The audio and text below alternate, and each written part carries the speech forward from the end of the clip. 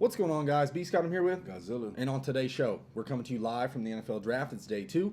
Day 1 is in the books. Obviously, we got to partake in the festivities and see all the craziness that happened in round 1. Lots of crazy, man. Lots of stuff that you didn't see on camera as well. Yeah, absolutely. A.J. Brown being traded, Hollywood Brown being traded. Lots of moves up, especially for the wide receiver class. So before we get to today's content, don't forget, like the video.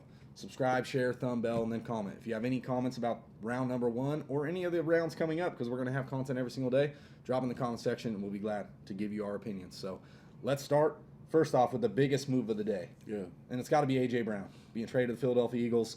They turn around, they draft Treylon Burks, obviously to fill that need that they lose with A.J. Brown.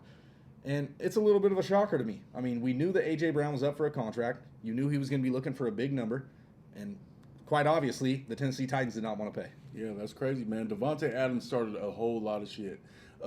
This is a crazy move, and it really affects not only the Jalen Hurts. His stock is up in these upcoming fantasy drafts, and Yes. Devontae Smith's too as a possession receiver. So, I mean, you just think about his touchdown ability and the yak that he commits.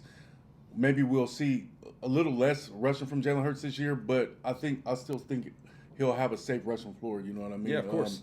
Looking to the other one, Hollywood Brown. Obviously, that was never really connecting there in Baltimore.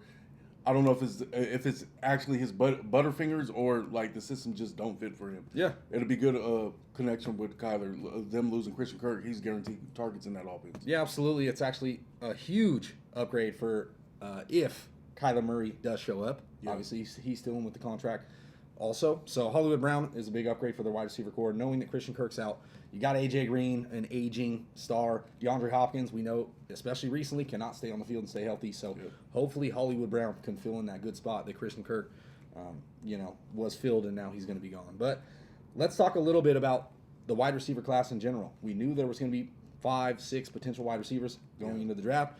Now we got 6 wide receivers drafted in the first 18 picks. And honestly, it starts off with the number 8 pick. So the number 8 pick, we got Drake London to the Atlanta Falcons. You know what happened with Calvin Ridley. They also lose Russell Gage in free agency. Somebody told him Calvin Ridley. That's look, what happened. Drake London is obviously an outstanding talent. It's going to be exciting to see. They do have Marcus Mariota going to be throwing the ball. We don't really know how much that's going to affect his value. But heading into fantasy drafts especially, at this point, he's arguably a number 1 wide receiver on a team, on an offense. Yeah, I feel like it's fair game. You look at Arthur Smith going to get Mariota, where he was drafted in Tennessee. They bring that combination back to Atlanta. So, there's obviously a little bit of chemistry there and a game plan for them to be successful. You match this kid up with a guy like Kyle Pitts, Yeah, of course. And he had a remarkable first year, you know what I mean, for a rookie tight end. We know that they don't produce that much in their first season. So with Cordell Patterson coming out of that backfield, maybe they can get some things going, and maybe there'll be a little bit of fantasy value for Drake London coming out.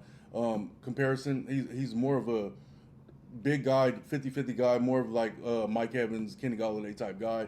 And we'll see what happens. You know what I mean? I like the pick. It was a shocker, definitely. We were there. The whole crowd erupted when they picked Drake London. So yeah, of course. like, wow. We were worried about if they were going to take a quarterback here. We know Malik Willis. He's still on the board. We'll get to that a little bit later. Well, he comes out of Liberty. Yeah, of course, but the talent's there, potentially. But so then the next wide receiver taken is Garrett Wilson, New York Jets. I felt like they had a really good draft, to be honest. 3 solid prospects coming out of the draft in the first round. Who could have had a good career, but they were drafted to the Jets. I understand. Maybe they're changing directions here. Defensive coach, they get 2 defensive players. Jermaine Johnson, we know later in the draft they got huge upside. He fell in the draft, and Sauce Gardner, obviously one of the best corners in the draft. And then they turn around and get Garrett Wilson on the offense to help out Corey Davis. We know Elijah Moore, so hopefully they can get it going. The wide receivers just keep on going after that. This is where we talk about the trades. We got the New Orleans Saints. I want to touch on that real quick. I'm very skeptical with them taking him right there where they took him at. That there's huge indicators that says to me that Elijah Moore might be getting traded in this Deebo Samuel deal, because we do know that they offered a 10 pick, but the Niners are still playing stalemate with Deebo Samuels right now. So if they did draft him, it could possibly be to replace Elijah Moore in this offense, which is crazy. But if not, they got 3 dope wide receivers that could boost Zach Wilson's Potential for next season. Yeah, of course. So we look at Chris Olave. New Orleans Saints trade up to draft him.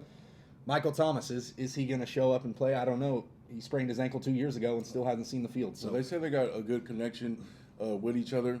I don't know if Michael Thomas is like really fueling for him to be there. They both Ohio State Bucks, so you know what I'm saying. That might be something that they're saying, like, you know, just chemistry wise that it does work. Or Michael Thomas might be on his way out. Yeah, of course.